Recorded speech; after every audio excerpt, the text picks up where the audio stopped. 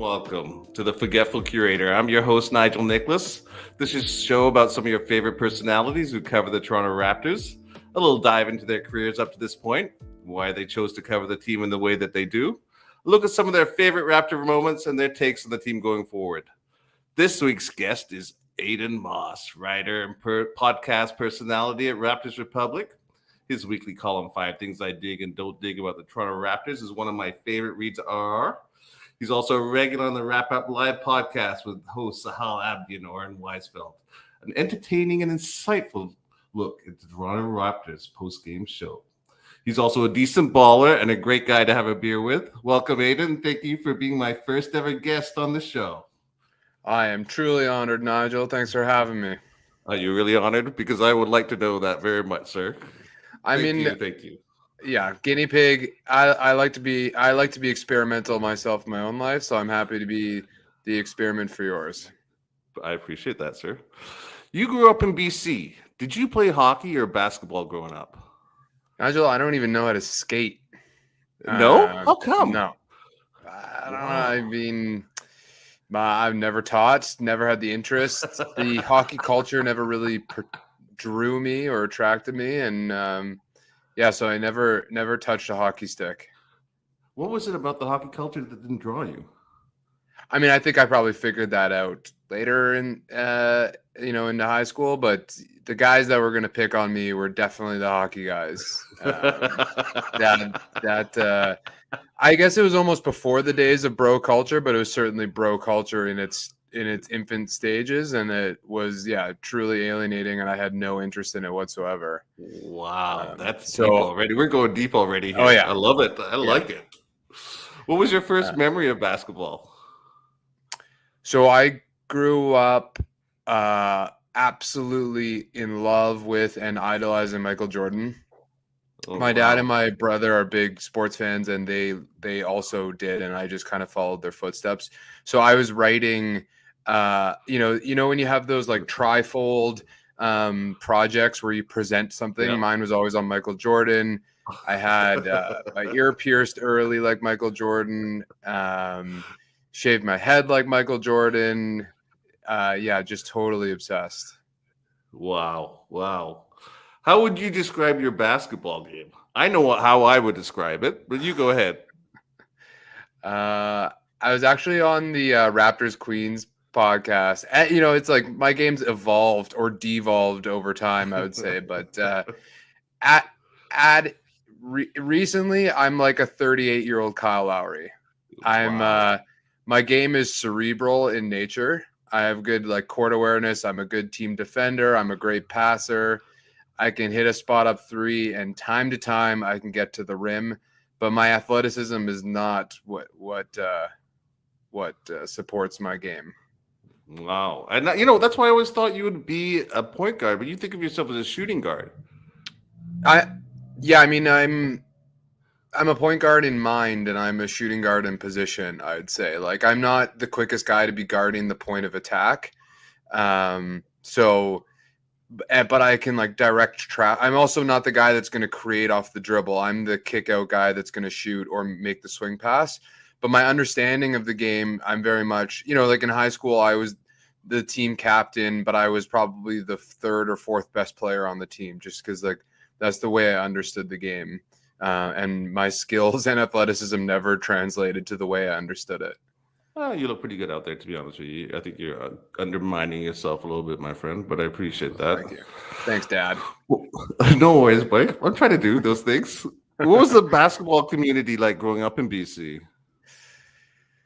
That's a good question. Victoria is where I grew up, and it was, it's not anywhere like it was now, but it was well beyond, I think, where one would think Vancouver Island basketball would be in the early aughts. So I went to Steve Nash's junior high. So we had Steve Nash as kind of like this beacon, and then before him was Eli Pasquale. I'm not sure if you're familiar with him. From Canada. He was from Victoria as well, and he had a moment in the NBA. So And then we had Ken Shields as well, who was coaching Mm. the University of Victoria for many years and winning a lot of championships. So we actually had a rich basketball history. And so there was like a really good culture. And I grew up in that, and it was small, but it was strong and competitive. And like our high school teams were always competing in provincials with other mainland teams. You know, they've obviously surpassed us now, but at the time we were much stronger. So it was a surprisingly like fervent, like rich culture, especially with Steve Nash in his heyday at Phoenix. Like the city was going wild for him. So you said Michael Jordan and not Steve Nash. Did you ever? Was there like a conflict of interest there for your Well, no, idol? the eras translated or transitioned quite seamlessly, right? Like MJ Uh, finishes the Bulls in '98, comes back with Washington, but whatever. And then Nash isn't really kind of ticking until 2002, I'd say. So it really like and my so it's Nash and Jordan, and my third favorite player all time is Kevin Garnett. Those three are like wow. the of who I hold like holier than thou. And so actually it's basically three separate eras. I guess Nash and KG overlap a little bit, but or do overlap, but um yeah, they it was an easy transition from the Bulls to where and the Wolves sucked forever. So it was easy to cheer for the Suns, who actually should have won a championship, in my opinion, but Yeah, I probably agree another with you. topic. That Houston, yeah. Yeah. Um, three very different styles of games too. Yeah. I mean, they all they actually all share the same intensity. Like Nash is a very, very serious, intense dude. But you're right. I mean, they all have completely different games. You're totally right. And I think that's what I'm drawn to. Like I always said that I don't really care about football, but my favorite football player was Ray Lewis. Even though I know he was a violent man and outside of football, he was like he was like MJ and KG, like just this undeniable, endless uh, uh, intensity that was like uncorruptible and interminable, right? It was just all the time, all the time, all the time. And I love that. I think like that kind of passion and seriousness, like I don't necessarily emulate that in my life, but like I love watching it. And right now we're seeing it with Jimmy Butler. Like I love seeing that kind of drive. Wow, yeah, that was something else yesterday. Absolutely amazing. So we were talking about obviously the Heat game yesterday against the Bucks and how he just took over a game like that. How many players in the NBA can do stuff like that? Mm.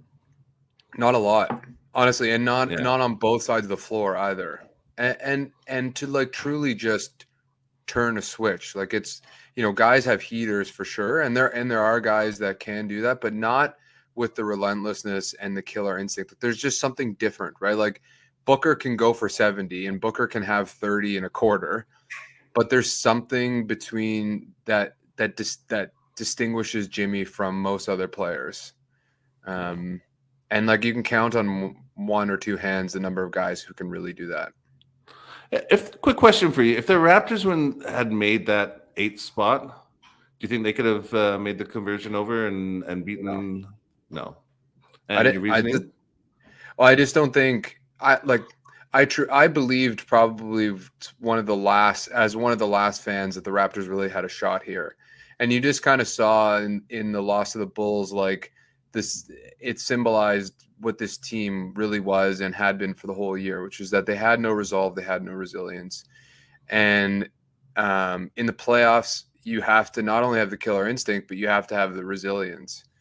And I mean, we saw Milwaukee didn't in this round, and you completely melt down. And I could really just see the Raptors experiencing something similar. Like you never know, but I don't think they had it this year. That doesn't mean that they can't with a similar crew, but this year was just not it. So going back to BC and you growing up there, what do you think went wrong in Vancouver? Why did that franchise just break down? Yeah, it's the thing about innovation is that sometimes you're not on the right side of that curve, right? Like they saw they had a vision clearly, that the NBA franchises were growing, basketball has become more popular, and I don't really know the execution of it. I've heard that there wasn't enough corporate money to really keep them going. I'm sure there's documentaries and things on other reasons, but I really just think that they missed by 5 years or something. If they had, I mean, Vancouver prospers as a city a little bit later on, but also basketball just really takes off, particularly in Canada, and I think the timing was just a little bit off, unfortunately. It didn't help that Bryant Reeves is not a persona, and that Steve Francis walks, and Sharif Abdur-Rahim was good, but he wasn't great, and Mike Bibby was good, but he wasn't great. There was nobody to really Dame Stoudemire immediately is a persona you can kind of market behind, right? And the Vancouver just never had that, and they also did a bad thing, which you should never really do in the NBA, was they kind of kept trying to sign and trade their way into relevance instead of truly building from the ground up. And part of that is their drafting was bad, but yeah. And so I think from an operations perspective, they didn't do a good job. And then I also think just the market wasn't right for them. How about now? Do you think Vancouver could host No question. The groundswell is there. Just basketball in Canada is massive, right? It's just, we saw the Raptors came to Victoria for training camp, and they had a scrimmage at the stadium, and it was an immediate sellout. I had friends from Vancouver come. When they go to Portland, I also had friends go to the Portland game. They show out. In Edmonton, it sold out when the Raptors were there in spring training. So summer training. So I mean, I think, and then look at the college level. Look at what Oren and Jonathan are writing about all the time, right?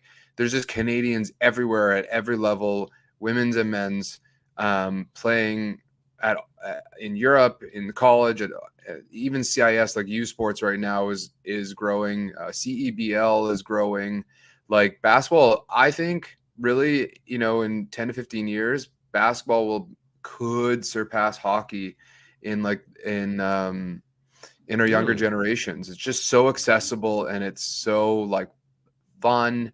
And the NBA, we'll maybe talk about this later, but the NBA has done a very good job of marketing itself through individuals. So and Vancouver's got a ton of money now, so I think they could definitely start a franchise there if they wanted to.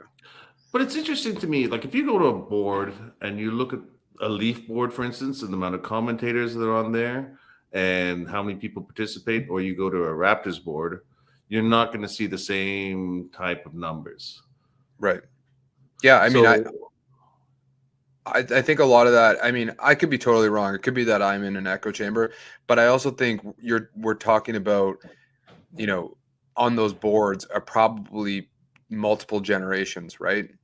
And I don't think in basketball right now, those older generations are going to be less so, for sure. But I just mean, millennials and then younger and younger. I think basketball is probably a minority in interest, but still growing at a pretty large pace compared to hockey. I would be willing to bet. So do you remember how you became a Raptor fan? Were you a Grizzly fan to start with, and then you made that transition when the team folded? Is that what happened? Yeah, it's funny. I don't suffer like a true Raptor fan because I kind of jumped over. And in fact, I up until probably 2008 is when Boston won. I was a Boston fan, and then 2009 and 2010 I think too. Because KG was still my favorite player. He was still going. Nash was still going in Phoenix. So those two teams were my favorite teams. So I was following the Raptors and cheering for them, but I didn't have the zealotry that perhaps I do now because I had those other teams to follow. So then how did you become a Raptor fan that you are today? Or, someone who follows the team and as a writer? Yeah, it's a good question. As a fan, I was just kind of aimless, right? KG's washed in Brooklyn, Nash is done in LA. It's kind of, and I don't really have this feeling anymore, but it's kind of, you have this nationalist pride, right, in sport, typically, in the Olympics, but, in Victoria, in Vancouver, BC, like we cheer for Seattle Seahawks and Seattle Mariners, I guess, in other sports. So there is a regionality thing. But when you're looking for that one team that you want to cheer for, you're going to cheer for the Canadian team, quote unquote. So that, I think that's kind of, I also moved to Ontario, so that helped. But yeah, I think it was by default that they're the only Canadian franchise. Top 3 favorite Raptors moments. Oh no, I'm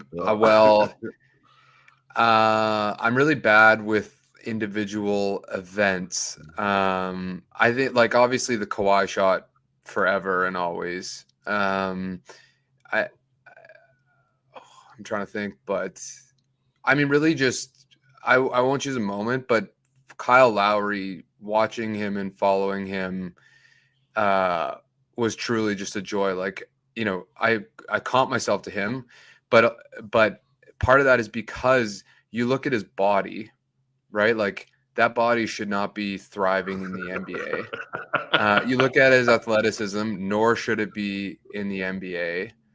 And he's just so smart, not only spatially and strategically and tactically.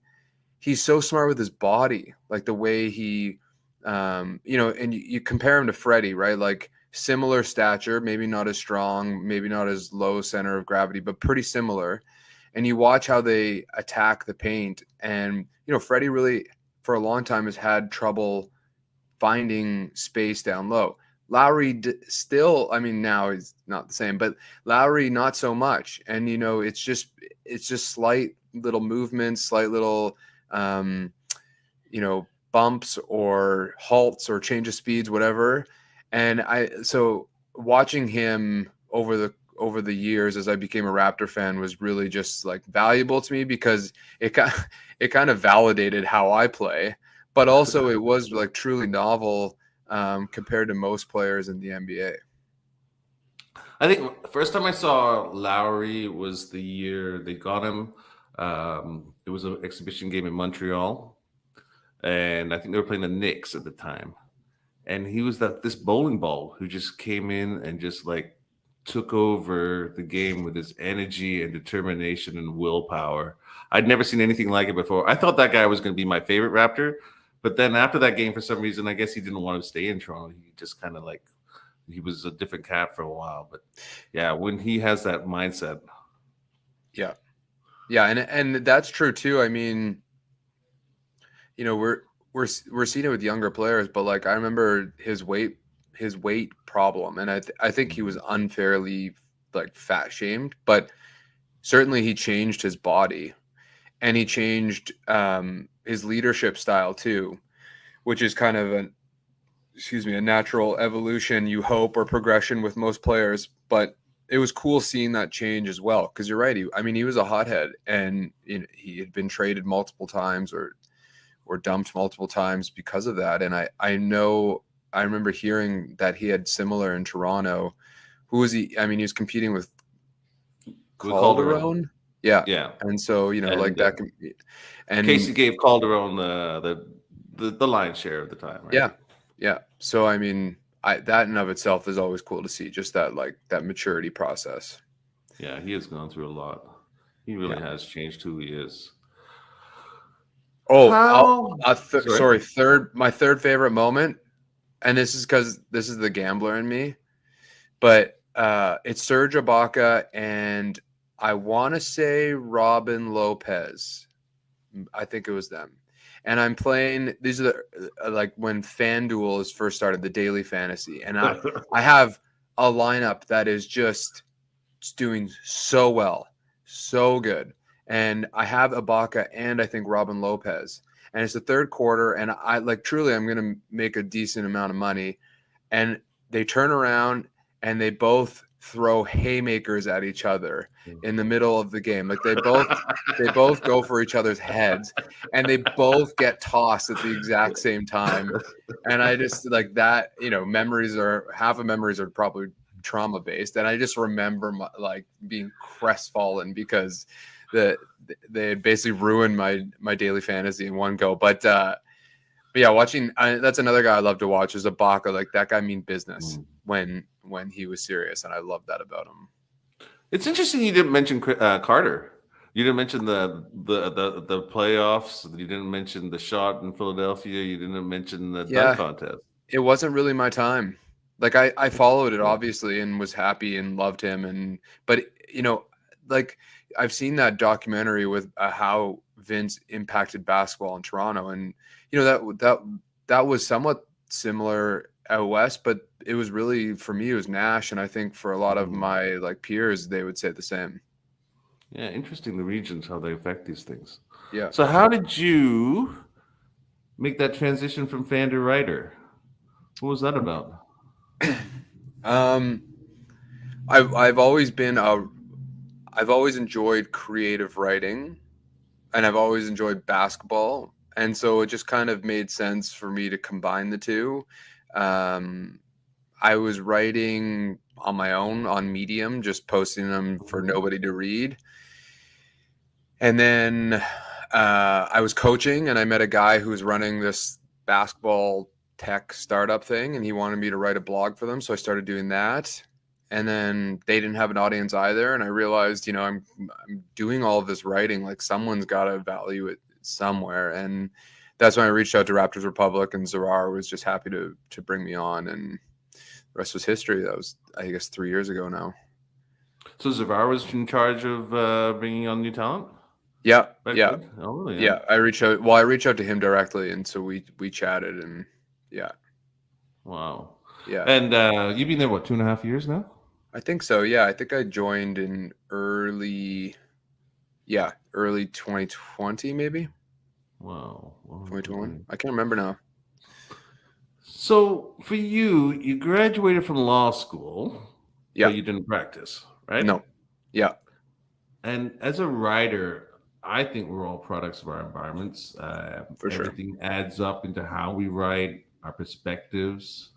How do you think that legal studies affected your writing style? Yeah, I mean, I think it's part of my writing style. Like, I mean, for those who don't know my writing style, I'd say it's like verbose, a little bit eccentric, but also concise at the same time.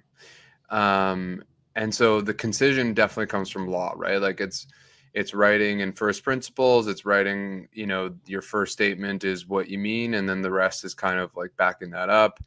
I also think that we're kind of in a day and age where if you don't get what you're trying to say out quickly, you're going to lose people's interest. So that has kind of tied in. And then the other part that I think influences my writing is I read and do read a lot of fantasy. And so I think like that kind of, and I've always had kind of just an imagination as a kid, like playing whatever. And so those all have influenced how I write. Like I like to bring in sources, or I like to bring things in that don't naturally or typically fit into, you know, sports writing, and try and blend them. So like weird metaphors, different kinds of analogies, that's that kind of thing. Oh, that's definitely your writing style for sure. Favorite fantasy writer? Good question. Well, I'll go back to my childhood. My first fantasy book was Brian Jacques. I don't know if you know, like the Redwall series. No, I don't. I mean, it's a kid's book, but it's about animals that fight each other, essentially. Wow. I've been reading Steven Erikson recently, who I think is from Victoria, I want to say. Okay. But yeah. Steven Erikson. I'll put that down. No Brandon Sanderson at all? Nothing like that?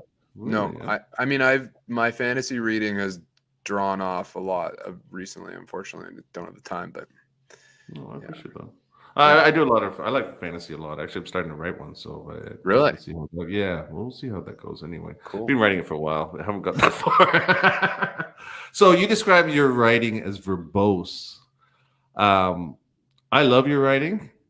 To me, it's a beautiful mix of poetry and analysis. It's almost overwhelming at times, I think, because, you know, it's like there's so much going on in terms of metaphor, picture building, and rhythm. At times, I have to put the work down and work through Yeah. my mind to understand where you are, right? Yeah. And I think that to me is a sign of what a great writer. All my favorite writers, they have these moments where I just sit there and I go, "Wow," and I need to work through this again. And that's some. So here's an extract from a piece you wrote in October 2020, titled "The Obsession with 3D Players." And I chose this because it's not a piece that is overflowing with your style, but you say here, it's why we're talking about 3D players. It's why we observed the obscene signings of Damari Carroll for $60 million and Kent Bazemore for $70 million. Why Trevor Ariza has played for 11 teams in 16 years. Why Bruno Caboclo is a never-endingly hopeful project. And why this year at the trade deadline, we saw Houston abandon its young center and a first-round pick for 29-year-old Robert Covington. Memphis dangle Andre Iguodala like chum over shark-infested waters. And New York drive a bidding war for the contemptuous Marcus Morris. You take mundane thoughts and you turn them into little pockets of poetry. That has to be taxing. To write that paragraph must have taken a little bit of time.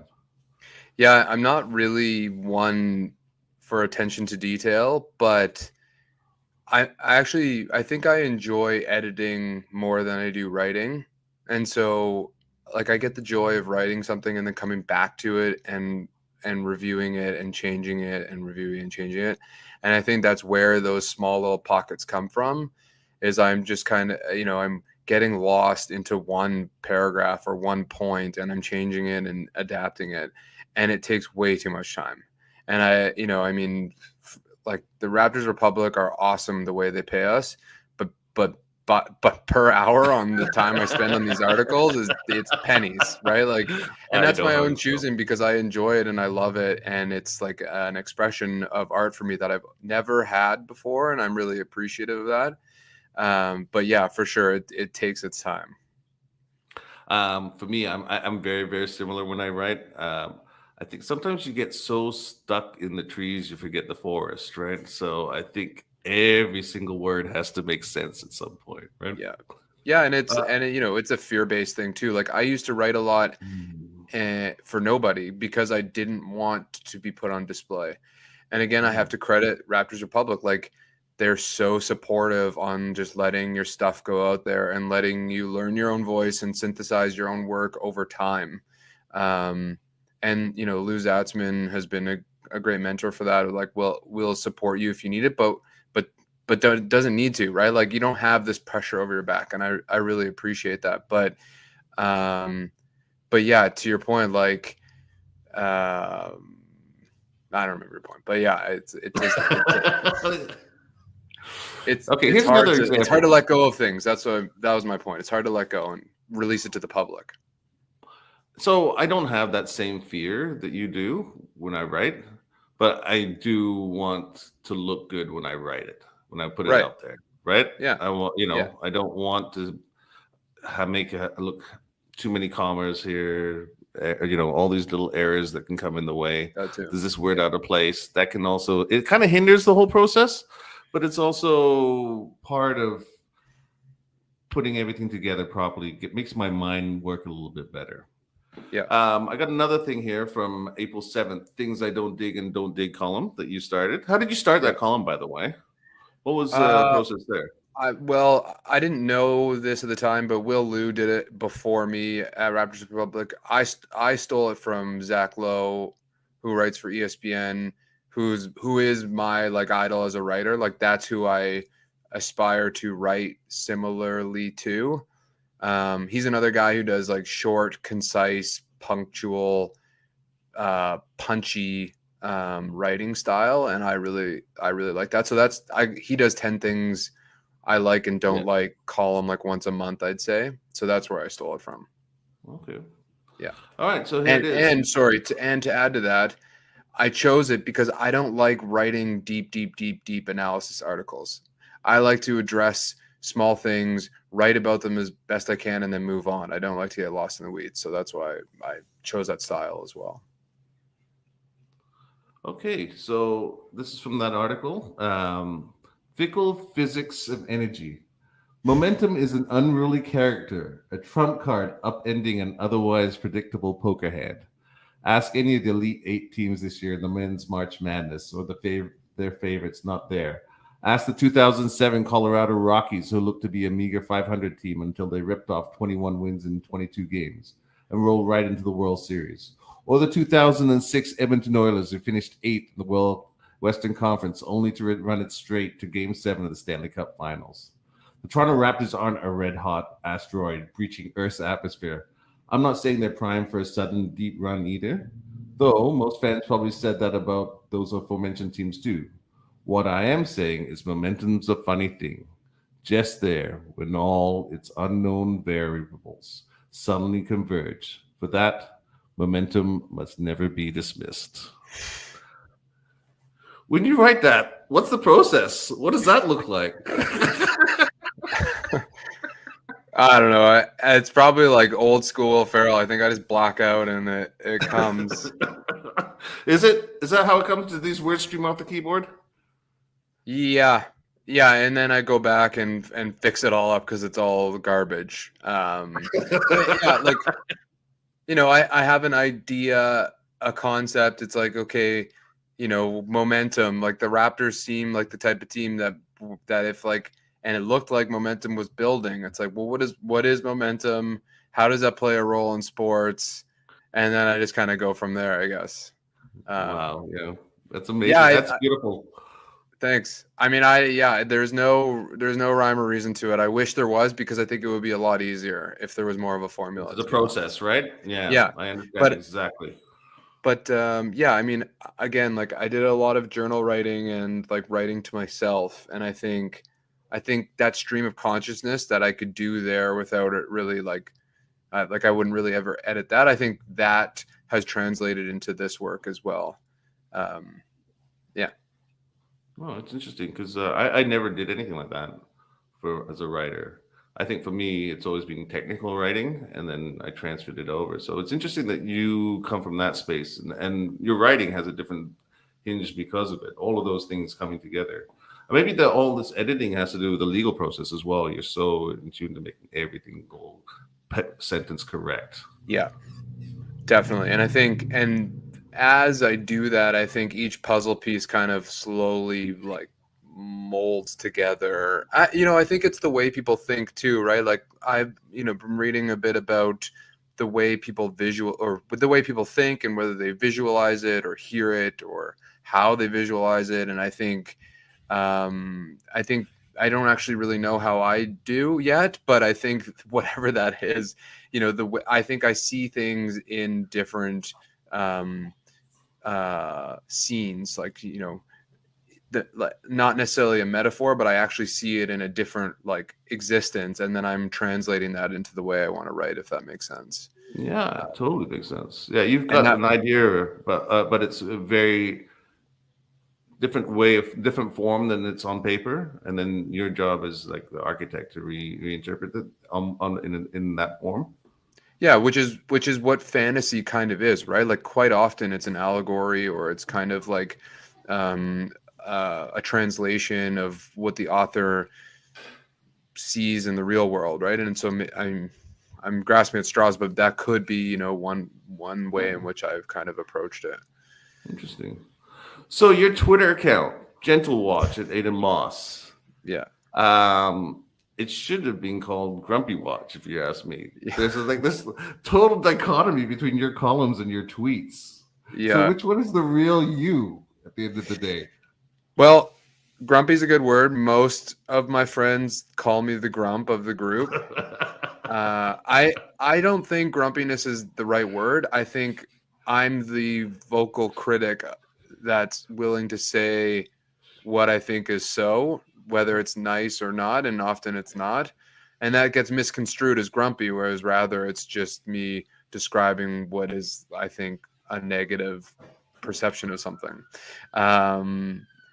Yeah, I'm torn about Twitter, to be honest, because And it also depends the time of day if I've had a coffee or not. But I think I think it's so important for people to hear like what's going on in the world, I guess, and what people think about it. And as I've gotten older, I've realized like having a positive perspective on that is probably more important than the negative one. But sometimes I just can't tolerate what I see or read. Like I won't say the person's name, but today about the way Giannis responded in the press conference, and he said it's a loser's mentality. Like if you're not a winner, you're a loser, and it's just like that's such a stupid thing to think about the world and about people and individuals, whether it's about winning a championship or not. Like it's not binary. It's not just winners and losers. And so I had to say something, right? Like, so there are times where I speak my mind a little bit too much, but there's also a lot of tweets that I delete immediately after sending them because I realize I shouldn't bother. You know what? I think it's one of those things. It's therapy, right? At the end of the day, right? Yeah, but it's also a public space, so I don't want to be doing my therapy to the world. Do you find? So I find this when I'm putting out a tweet, I always have to keep in mind that I'm a writer and people I represent art. Is that something that puts into your consciousness when you're putting a little bit together? Yeah, and especially more that I've been representing Raptors Republic. I mean, ultimately, no one's reading my shit. Like, there's probably 40 people that really actually ever see what I've tweeted. So I'm not really that caught up in what I'm saying and what I'm being how I'm being perceived. Because at the end of the day, I don't think it's that many people. Although I'm appreciative of those who do read them. So yeah, it's more that I just don't want to be like overreactive or overly emotional or say anything that's just like unnecessary. Like I want to say, it's the same thing with my columns. Like I want to say things that are relatable that people can kind of build off of or connect with, and that can hopefully engender conversation and discussion with it. Obviously, that doesn't always happen with Twitter, but I think that's kind of the principles I try and live by. Is like, is this a probative good that I'm throwing out there? I just find with your Twitter, you're doing the opposite. There's no conversation happening. It's like, you know what? You've had enough with this person, and you're gonna shut them up with that's this not particular always, comment. That's not always. That's sometimes. I'm just saying. That's how I see it. Okay, Wayne? That's all I'm saying. All right. Well, maybe I see myself in the wrong light. I'm working on it, Nigel. I'm working on it, buddy. That's what we're here for. That's what we're always here working on things, right? Where does your unhealthy fascination with Draymond stem from? What, Draymond? Yeah, you've championed him a couple of times. Well, he's another guy that has this competitive edge and intensity that is much deeper and more overwhelming than I think the average person. And anybody who's played with me on the basketball floor will know that I am similar. Like I do kind of get this like blood rage where I kind of do lose control. Like I'm not inappropriate. I'll never kick a guy in the nuts. I'll never like slander somebody like personally, but I will be like loud and sharp and intense. And so I relate. I understand it, and I also love it. Like as long as it stays within the bounds of the game, and obviously Draymond's crossed that line, and I don't support it. But I see where it's coming from, particularly in the heat of the moment, particularly when there's another actor involved in the exchange. And so I think, yeah, I guess that's where it comes from, is I relate to it. And so I'm a little bit on his side than I would be to others. Yeah, I have that same thing with the kid from Memphis. Ja? What's his name? No, Brooks. Dylan Brooks. Brooks. I have the same thing with Brooks. I don't know why. He's a bit of a jerk, but you know what? I love the fact that this guy is competing over his depth. He's punching out of his weight. a lot of the time, but he does it with hard work and perseverance and does anything he can for the team. And for me, I'm willing to take a blind view of some of his other activities, but it's just that desire to make your team better at any cost is something Yeah. heroic. Yeah. And I think, yeah, they've definitely crossed some lines. And sometimes it's detrimental to the team. Clearly it has been, especially with Draymond. But like, to me, I mean, there's two things with what you mentioned with Brooks. Like, loyalty is a value and principle that's very like important to me. And I see, it's the classic guy you'd want on your team, but you'd hate to play against, Like, I love those guys because they're doing things and they're filling gaps that most people aren't willing to do. And they're doing it not necessarily because they love it, but because they know that their team needs it and that nobody else will do it. And that there's people better than them who shouldn't be doing it. Therefore, they're going to do it. And I see myself in that, but I also just think that's like true humanity, right? Like that's true community and like social good is that, I'm going to do this negative thing or this less fancy thing, and it's going to better our collective. And sometimes that gets misconceived. Like, you do things that actually are detrimental, but I think in the grand scheme, Dennis Rodman's another perfect example, right? Like, he'll just do whatever he has to do to make sure that they're the best team that they can be, and I just really respect that. So, for those of you who don't know, my son was a referee for Aiden's basketball tournament. And there was the final game. I think it got a little heated. Actually, it was heated throughout the whole time. And I remember Zach telling me afterwards that some guy came up to him and he said, "Yeah, Aiden told me, don't worry, I got your back, Dad. I got your back, Zach." That's what I remember. So that's, I think, a little bit about Aiden at the end of the day. He's that guy who's always got your back. Yeah. Which it's kind of funny that you say that about certain players, but I also notice you championing Kyrie on Twitter, who might be very much different type of guy, right? Like, in far as that goes, that whole sacrifice for team. Yeah. I mean, but I think, well, Kyrie's a very complicated figure, and I think there's a lot going on there. Part of which is that he just reminds me of like me in my early 20s, even though he's a little bit older, which is that like, you glom onto these values or these like perspectives on your life, and it's like the absolute truth. And then suddenly you feel like elevated, like you're more enlightened than most, and he comes across that way, unfortunately. And I think he's been misguided and understands things, like his heart's in a good place, but he doesn't understand things in the right critical way. And I say that because you see like what he does in his community, and like what he and how he's supported different groups, and how he's like an amazing activist for the Black community. Like, I think his heart's in the right place. But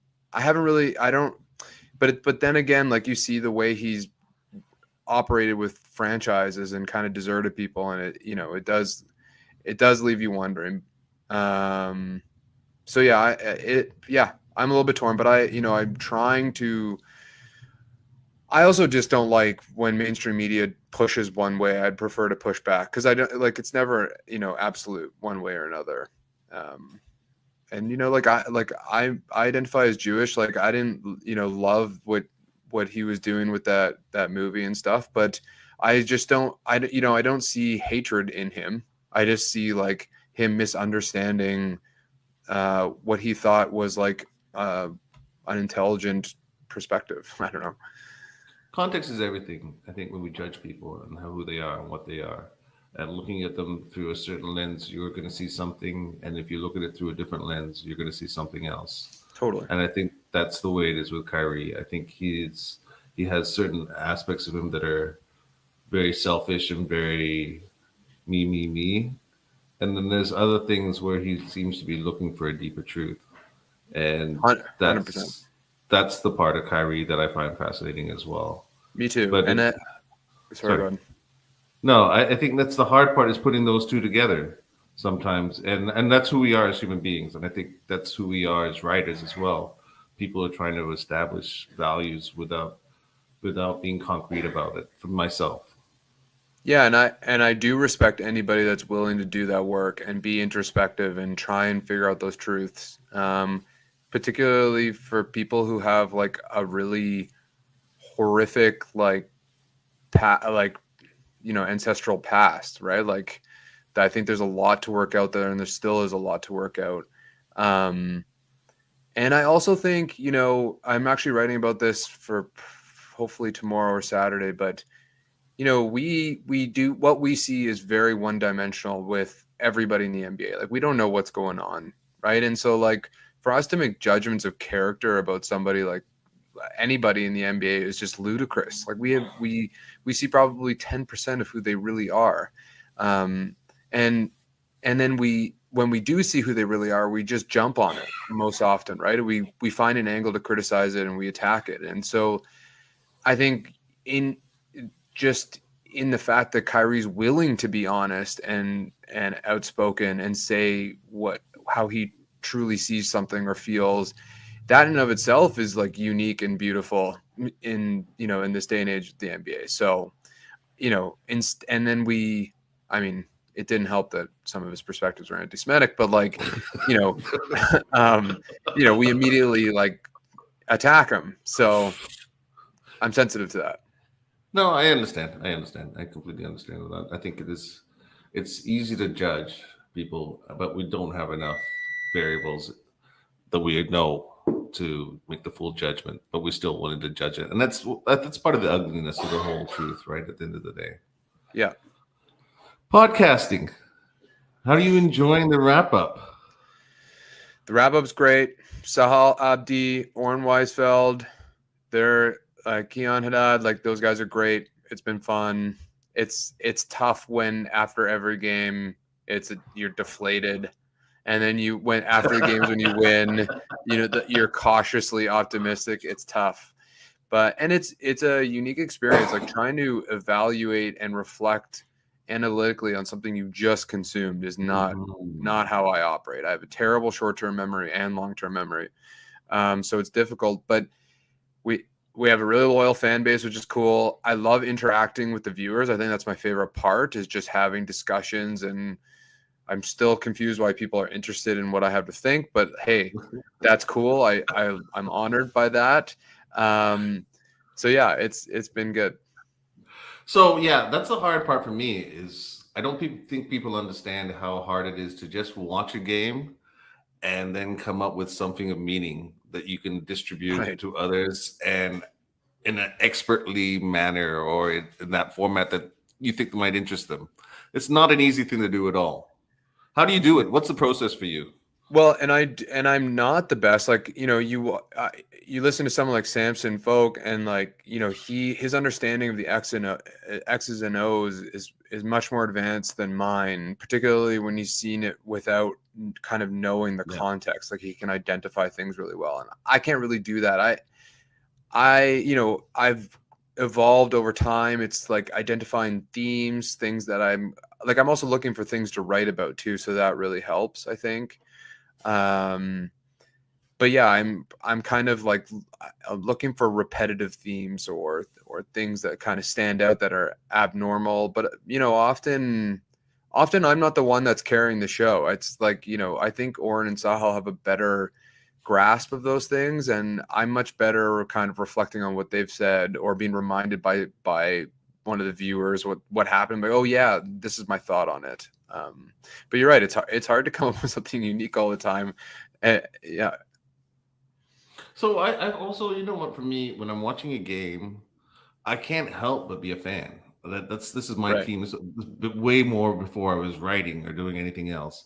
right. So I'm in that moment looking at the ball and I'm looking at that player and trying to figure, as opposed to zoning out a little bit, seeing the whole court and seeing the movement that's going on around it. And that's where I get stuck when I do a post game show. Is like, yeah, did I see that correctly? I was just gonna say that is that I have to actively zoom out of watching the ball. I think that's the biggest thing, or staring at the hoop waiting for the ball to go in, right? Yeah. And one trick I've done is kind of like thought about a player before the like, if I notice something that's going on beforehand, then I'll like zoom in on that player and kind of watch him with or without the ball. And then it kind of changes your perspective of how you see the game. You know, like, is Yeah, OG yeah, just yeah, standing yeah, in yeah. the corner for 18 seconds? Like, is there activity for him? Is he rebounding? Those kinds of, that's the way I kind of shift my perspective. And then I kind of, on my notes, I don't know, this is kind of like inside baseball, but like on my notes, I'll have themes on one side and then kind of actions on the other, like timestamps. So then when I'm in the podcast, I can talk about themes, and then I can quickly be like, in the third quarter, this happened, and that kind of feeds into the theme that I was picking up on. But yeah, I mean, it really does take away from the entertainment value of the game. It really does. It Yeah. does. And early on, when I was podcasting, I'd be like, "Oh God, it's the third quarter. I don't have anything to say." Yes, Like, yes, I know that feeling, right? yeah. What do you prefer, writing or podcasting? Oof. I like both, actually. I think it's kind of mood dependent. Yeah. Yeah, If I you were think gonna, if you had only gonna go one, you only had one. Which would it be? podcasting. I don't want to like downplay podcasting, but it's certainly easier. Yes, much Like, easier. and writing is, I write the weekly column, and that I also have a full-time job. It's like, it's quite stressful, like trying to meet the standard that I set for myself, and also have a unique perspective, because many of my ideas have been taken by all of the other great writers at Raptors Republic, right? So not only coming up with them, but then having them withstand. Not to mention, something happens in a game as I'm writing, and it completely changes what I was writing about. So I think like writing's a lot more arduous and rigorous, but the end product of writing is a lot more satisfying. So like, it really is both. But podcasting, when you're co-hosting podcasting, I find it a little bit easier. No, I agree with that. I would take I think writing though. I'll take writing. Okay. Oh yeah, really? Huh? I'll take Wow. writing. Yeah. I didn't see that coming actually. So I understand you cover the Canadian men's national team as a writer. I heard you Not so came much. away scarred from the process. Yeah, not so much anymore. Can you tell us a little more about that experience? I didn't cover them much. I followed them. Yeah, I didn't cover them that much. Well, from what I understand from Orn, you definitely did not want to become a beat writer after you. That was with the training camp, I think. Yeah. No, Yeah, that was with Raptors yeah. training camp in Victoria. Yeah, What happened? It's just hard. It's like, I mean, I love it. I really do love it. Like, going in there, meeting with the players, like asking questions. But again, you got to be like quick on your feet. You have to, one thing I learned from Oren and some of the other people there is like, they all have stories in mind already, right? So they're asking these questions, trying to elicit answers that fall into their story one way or another. I don't write like that. And so like, I go in like completely blind. And then I want to ask questions based on what I'm hearing. But then, of course, there's a hierarchy. Grange and Kareen are like up, and Leuenberg are up there, like asking like multiple questions. And you're just kind of, I mean, it's my first time, so I'm obviously not going to go out of my way. So that's quite intimidating. I did get the opportunity to interview Champagny, which was awesome. He was like so cool and like easygoing, and I was like, dude, this is my first time ever. And he's like, no, don't worry about it. And it's like going on a date, like when you're listening to the person talk, but you're actually thinking about the next question you want to ask, because you're like, God, I don't want there to be an awkward silence. So all of that, I would beat right. It's a lot. I think it's a thankless job, to be honest. Like, they grind, man. They really work hard, and they've got to put out content endlessly, and they're opening themselves up to a lot of criticism. And I don't think people really appreciate that. So I've done a couple of 905 games. I think I'll be doing more of them next year. I think, like you said, it's the process is not something that we do as writers for columns. Right. So it's learning a whole new process. It's learning how to see a game in a way that's going to create a story. It's also about trying to find questions to interact with your with either the coach or the players. That's going to solidify what you're trying to say. So you kind of have to have an idea ahead of time of what For you're going to sure. write. Otherwise, you're going to come up with some really bad questions to ask them. And I've sat there thinking, I need to get a question because I need to have a presence here so that in future people know who I am, right? Yeah. So you have that, like, I've got to get something out, but I just don't know what to say. So you ask some Yeah. stupid questions now and then just to make Yeah, there's a performative aspect to it, right? Like it's public speaking. I mean, until you're like they're all comfortable with it now. You should watch Oren. The guy is like cool as a cucumber. He just kind of he's a like professional. waltzes in there. He's a professional, and I mean they all are. So it's like anything. You learn it and you experience it enough, it just becomes natural. But um, it's the I hate working a 9 to 5, which I do. And so the cadence of a beat writer is pretty interesting, right? Like it's different times of the day, you're up, moving around, but it's like I think that's taxing over time. So, yeah, I'd give it a go for a year. Why not? Yeah, I would not. I think I would. I'm enjoying this 905 thing. I'm a long way from being good at it, but yeah, it's something that I would definitely like to take a look at further. Yeah. Um, okay, so let's talk about We've talked a little bit about your writing stuff. Let's talk a little bit about some NBA basketball stuff for a second here. Okay. The Raptors are coming off a disappointing season.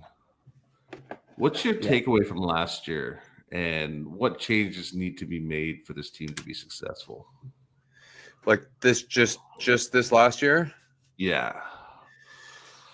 So I think what's I don't to be the answer is I don't know. I mean, I'm quite torn, and I'm not really sure that we have a full understanding yet. Like it's something has to give, obviously, and you could see it on the floor, and it was just like I have so many thoughts. The Fred VanVleet question, I think, is the biggest one. I think there's been so much contention from fans and writers about who Fred VanVleet is to this team. There's no question he's basically an all-star player in a vacuum. There's so many.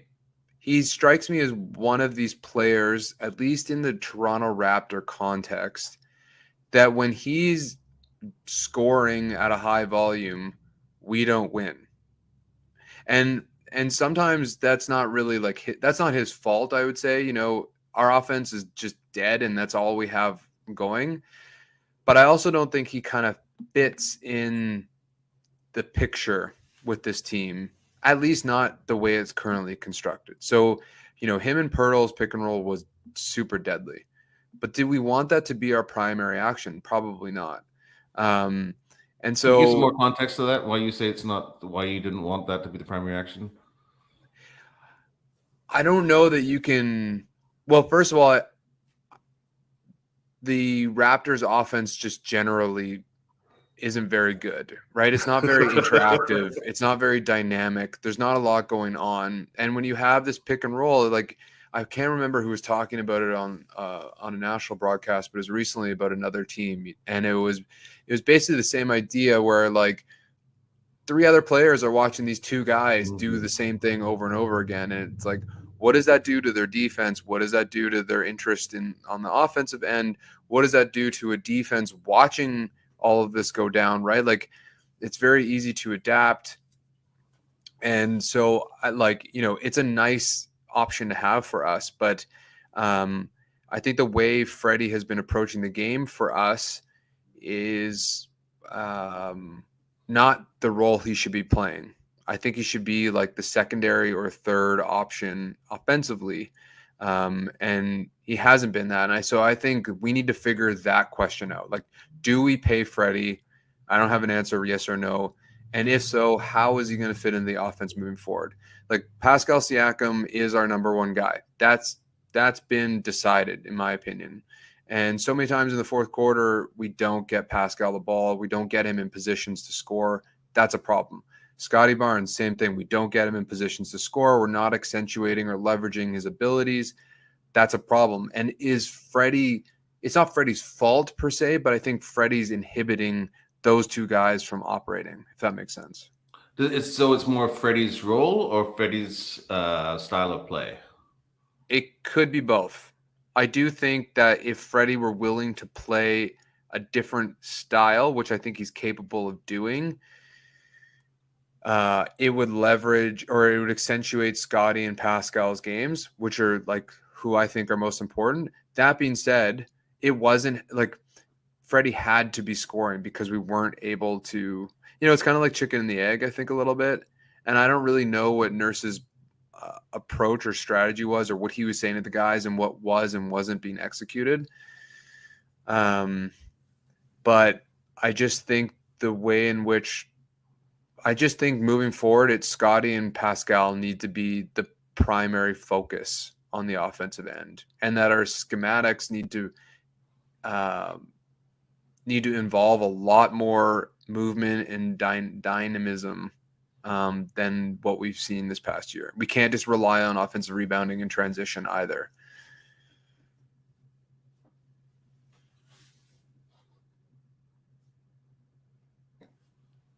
I think that's for me, I would say. The league has had a lot of issues. I want to move away from the Raptors today because we're going to be I'm probably sick and tired of talking about the Raptors at this point. The league has had a lot of issues with injuries. What's your take on that situation?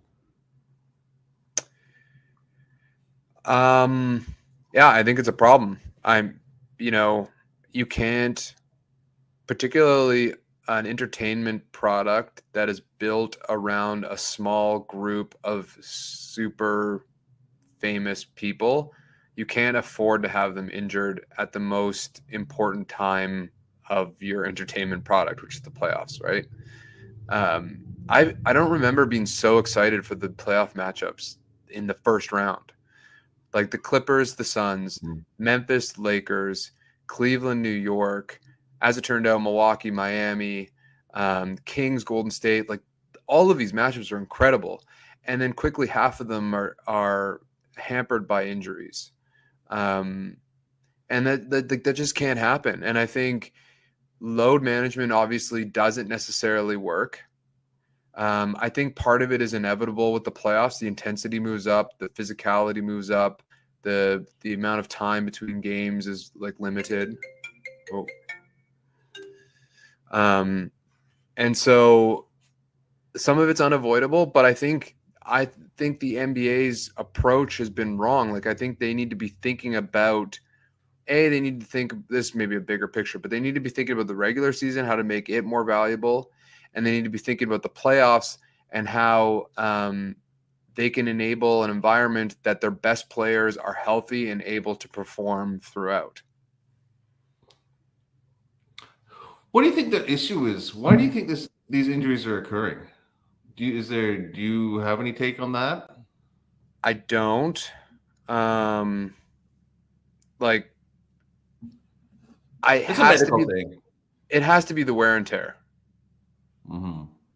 And we kind of saw this in football and we saw it in hockey too, right? It's like guys got bigger and stronger and faster.